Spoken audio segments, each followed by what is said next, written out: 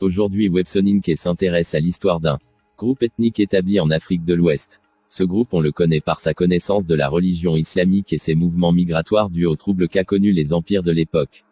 Il s'agit de l'histoire des Diakanké. À l'origine, il s'appelait Salim Cissé, descendant des Cissé de l'empire du Ouagadou. Très pieux et très croyant, il effectua 7 fois le pèlerinage à la Mecque.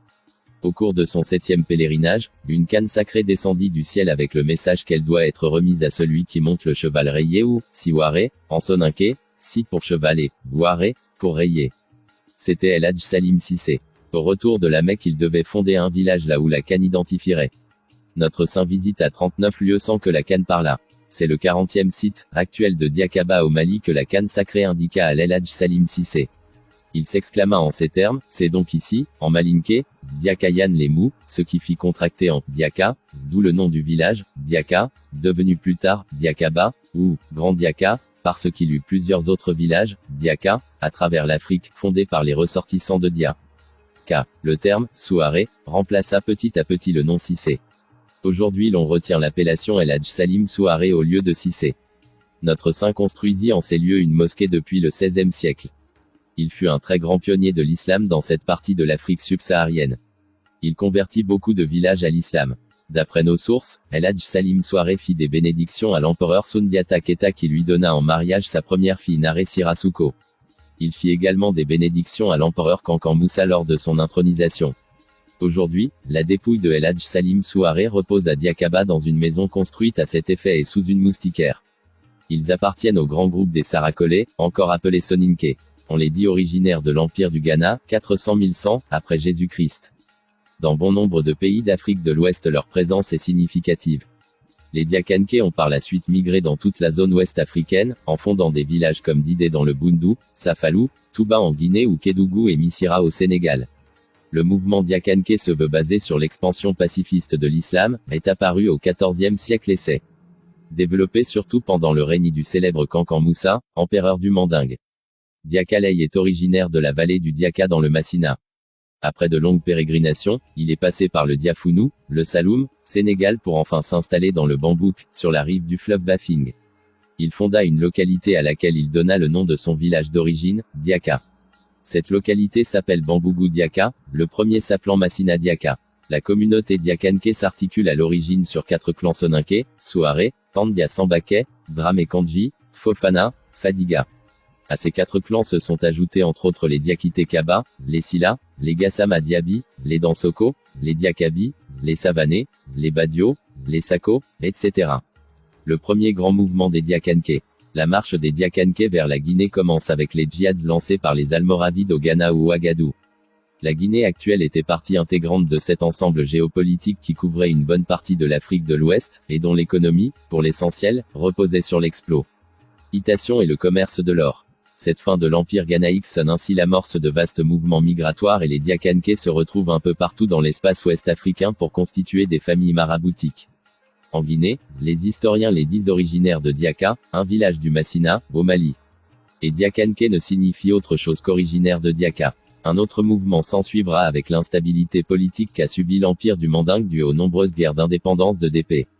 Robins, a provoqué le déclin de Bambougou Diaka. Les Diakanké se sont dès lors dispersés notamment vers le Sénégal oriental, dans les provinces du Boundou, d'Antilia, Niokolo et Ouli, etc. Certains ont suivi les routes commerciales des Dioula. De célèbres villages ont été fondés par les marabouts Diakanké. Les Dramés se sont installés à Goundiour, les Diaby à Didé, les Diakité à Toumboura, les Silla à Bani Israël, etc. Tous ces villages sénégalais étaient de grands centres d'enseignement religieux. Les guerres de conquête coloniale opposant d'une part El Hadj Oumar Tall et Mamadou Lamine Dramé, et d'autre part l'armée coloniale française ont provoqué une nouvelle dispersion des Diakanké. La ville de Touba en Guinée a été fondée au début du XIXe siècle, 1815 par un autre Salim, surnom MME accent aigu Karamokoba Diaby, originaire de Didé au Sénégal. Touba a été le centre principal du mouvement Diakanké jusqu'à l'arrestation par l'administration coloniale, de Karan Sankung, arrière-petit-fils de Karamokoba en mars 1911. Il s'en est suivi un autre mouvement de dispersion des gens de Touba vers le sud du Sénégal, la Guinée-Bissau, la Côte d'Ivoire, etc. Les Diakanké se sont toujours, conformément à la doctrine de Salim Souaré, opposés à toute forme de guerre, conquête ou djihad. Ils se sont toujours occupés de l'enseignement pacifique, Kérasira, de l'islam. Mais il était aussi capable de se défendre de façon très directe, raison pour laquelle ils sont craints et respectés de tous. Surtout au niveau de la famille Diaby étant la plus puissante, mais aussi la plus discrète. Les Diakanké sont appelés Toubaka en Guinée, Azer en Mauritanie, Ouangara en milieu Haoussa, Souarian, de Souaré, par les Anglais. Certaines personnes mettent en doute l'origine arabe des Diakanké, en interprétant ça comme une volonté de leur part de se dissocier des polythéistes et d'autres mécréants noirs africains. Malgré la sagesse de leur analyse, ils ne peuvent pas apporter de preuves solides historiques qui réfuteraient les origines arabes et, ou berbères de certains clans Diakanké Sarakolé et Peul. Pour beaucoup de chercheurs et d'anthropologues, les Diakanké n'ont rien à voir ou à avoir avec des origines arabes ou berbères, ils ne sont ni plus ni moins que des Africains, comme toutes les autres populations noires. Est du continent africain. L'installation des Diakanké en milieu mandingue leur a fait perdre leur langue d'origine le sarakolé, cependant certains Diakanké installés en milieu sarakolé parlent encore cette langue tels que les Diakanké du Sénégal oriental ou encore ceux toujours installés en territoire malien. Les Diakanké sont donc pour la plupart des Soninkés établis en milieu mandingue. Les Diakanké commencent toujours l'exégèse, tafsir, du Coran en langue soninké. Les Diakanké sont essentiellement connus pour leur érudition dans les sciences islamiques et leur très grande piété. Le célèbre explorateur Ibn Battuta en témoigne dans son livre. En effet, lors de son voyage dans l'empire du Ghana, il s'est arrêté au village de Diaka dans le Massina, village dont sont originaires les Diakanké. Il écrit à leur sujet, les gens de Diaka sont anciens dans l'islam, ils sont pratiquants et chercheurs de sciences. Les Diakanké sont très respectés par les différentes ethnies d'Afrique de l'Ouest qui les considèrent comme des descendants de Wali, saints, en effet un nombre incalculable d'apostrophes. Érudits Diakanké ont atteint le degré de proximité avec Allah le plus élevé, celui de la wilaya. Ils sont souvent maîtres soufis, versés dans les sciences du batin, secret. Ils adhèrent à l'école de jurisprudence de l'imam Malik ibn Anas, Maliki, et au dogme, Akida, Acharit. Ils interprètent les rêves et donnent des amulettes de protection, qui continuent à être très prisées. La méthode d'enseignement Diakanké est respectée partout dans le monde musulman et reconnue pour produire d'éminents érudits musulmans.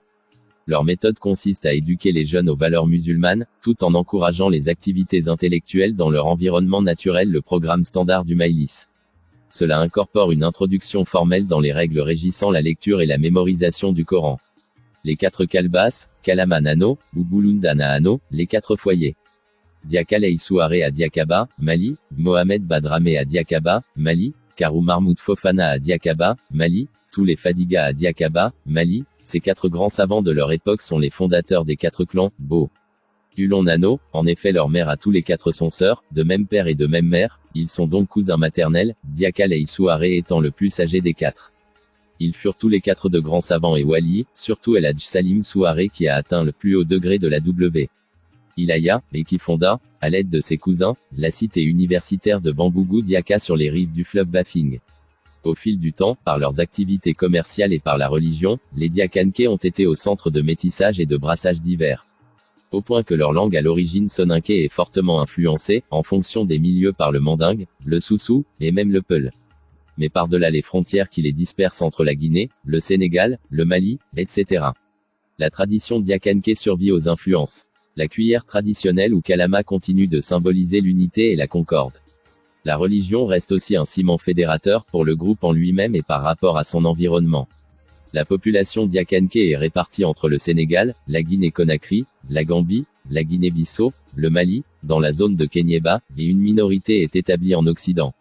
Les Diakanké sont une communauté d'origine soninké, installée en milieu malinké dont ils ont emprunté la langue. Ils sont souvent agriculteurs ou commerçants, et fréquemment prédicateurs musulmans ou marabouts. La variante mandingue que les Diakanké parlent est appelée Diakangakan ou par les Diakanké qui selon les milieux est proche du Kassonké, du Kabounké, du Malinké. Le vocabulaire soninké a tendance à disparaître pour être de plus en plus remplacé par les expressions malinké. On note aussi des emprunts à la langue Peul et Soussou. Au Sénégal, ils se sont surtout établis dans les régions de Tambacounda, de Kédougou, de Kolda, de Ziguinchor. La plus grande localité Diakanké du Sénégal est certainement Missira, Tambacounda. On pourra donc remarquer que beaucoup de Diakanké portent des noms de familles d'origine poulard tels que Sidibé, Diallo.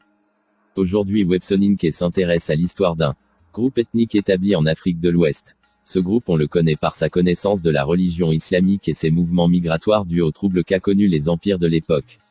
Il s'agit de l'histoire des Diakanké. À l'origine, il s'appelait Salim Cissé descendant des Cissé de l'empire du Ouagadou. Très pieux et très croyant, il effectue